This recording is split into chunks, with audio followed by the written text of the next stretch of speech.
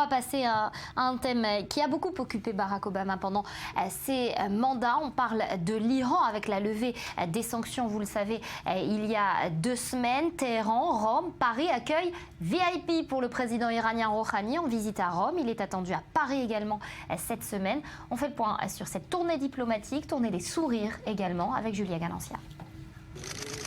La poignée de main est historique. Pour sa première visite officielle en Europe, Hassan Rouhani a choisi l'Italie avant de s'envoler pour la France mercredi. Au programme, un déjeuner de travail avec son homologue italien, Sergio Mattarella, avant une rencontre et un dîner avec le chef du gouvernement, Matteo Renzi. Nous sommes certains que l'accord sur le nucléaire iranien signé à Vienne sous l'impulsion de plusieurs parties n'est qu'une première étape. Il ne s'agit pas que de l'Iran, mais de toute la région qui va entrer dans une période de paix et de prospérité.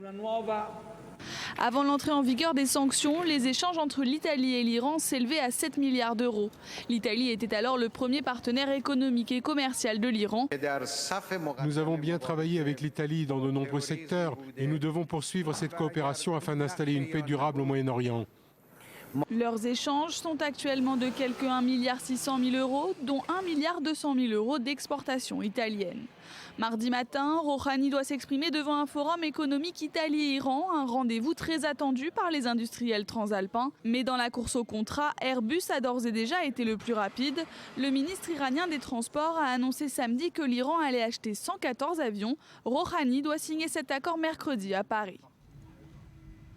Alors voilà, des accords signés, des accueils en grande pompe. Comment Israël réagit? De quel œil Israël voit cette nouvelle place de l'Iran sur la scène internationale? C'est sûr que vu d'Israël, Israël ne participe pas, je dirais, à cet enthousiasme en Europe. Vous avez parlé d'offensive des sourires, c'est vrai.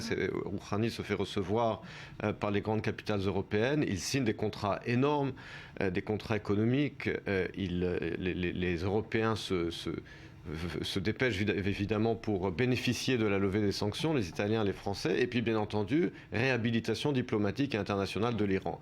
Et là, Israël voit ça d'un mauvais œil parce que, en attendant, le programme nucléaire est toujours là. Est-ce que l'accord va être vraiment suivi à la lettre par les grandes puissances ou pas? Israël se pose la question, effectivement. C'est le doute pour Benyamin Netanyahou notamment. Alors, on va faire mention à présent du programme de Rouhani. Il est aujourd'hui à Rome. Il sera en déplacement demain à Paris où il prononcera un discours, discours particulièrement étonnant puisque ce sera le 27 janvier. Donc, 27 janvier, jour de commémoration de la Shoah. Oui, alors là, effectivement, il y a quelque chose de surprenant avec le timing. C'est-à-dire que Rouhani, effectivement, va s'exprimer à l'UNESCO à Paris demain, le jour de la commémoration de la journée internationale de la Shoah.